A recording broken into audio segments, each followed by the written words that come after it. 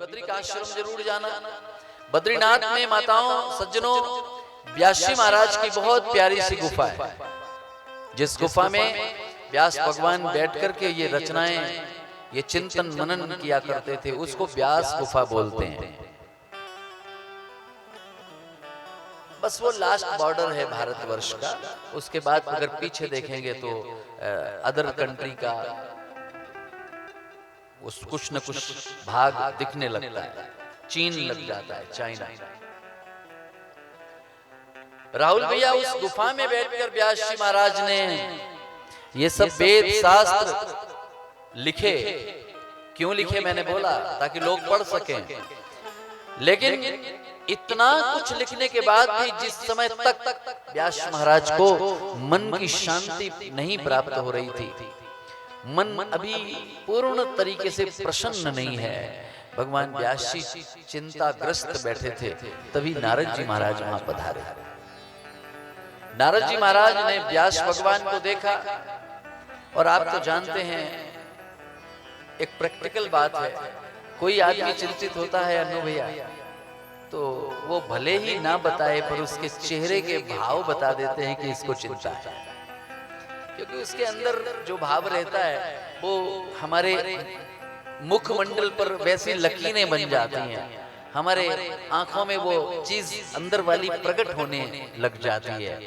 तो ऐसी परिस्थिति में हम छुपाने की कोशिश भले ही कर लेते हो, लेकिन सफल नहीं हो पाते।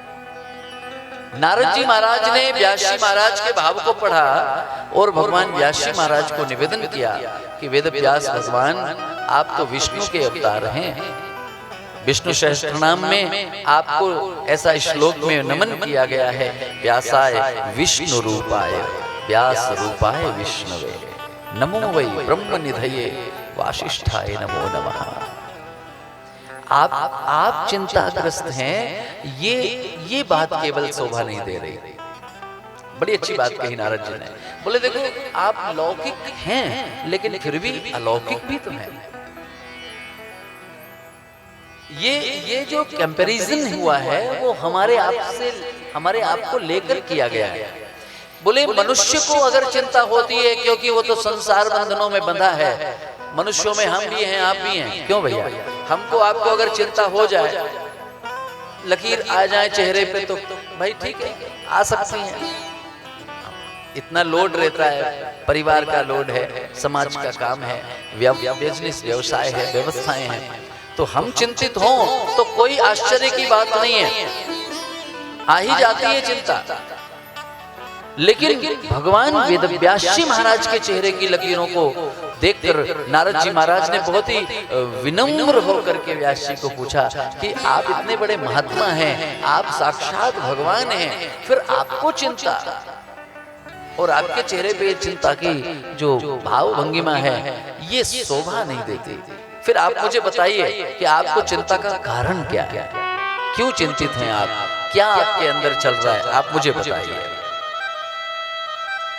देखो अगर हम यहाँ से हमारे और आपके यूज करने जैसा भाव पकड़ना चाहें तो एक बात यह है कि मनुष्य की चिंता दूर करने का साधन क्या है।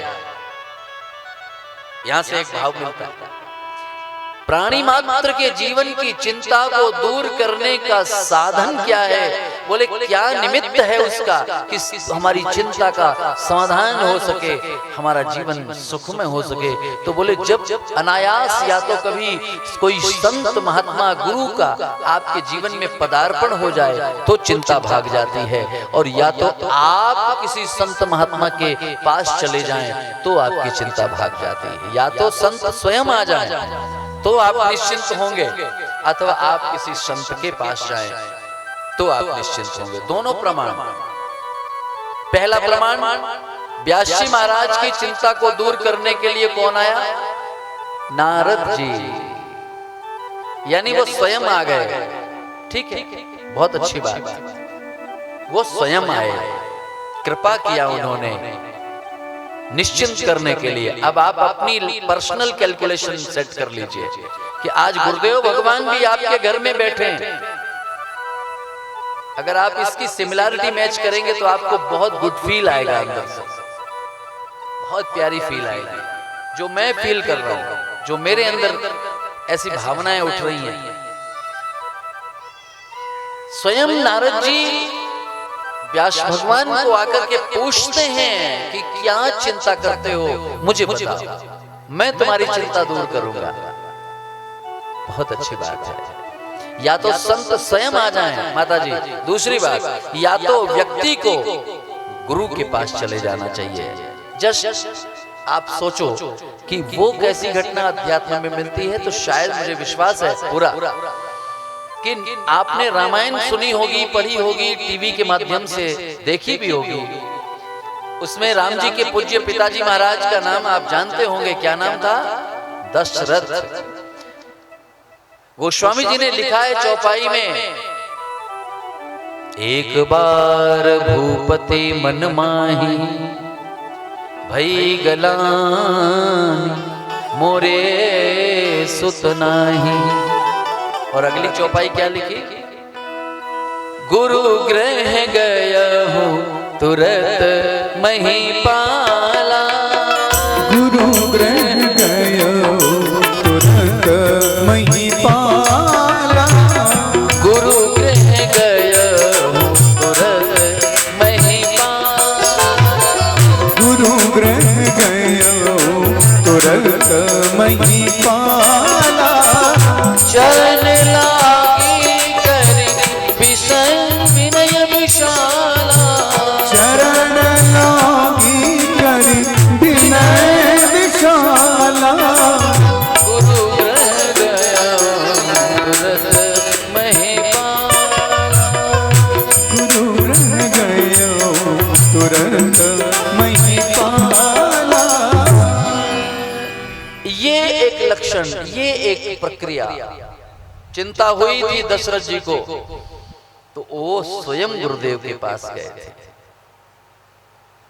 ओवरऑल समाधान किसी महापुरुष के शरण में ही प्राप्त होता है। या तो वो स्वयं आकर दे दें अथवा आप चले जाओ।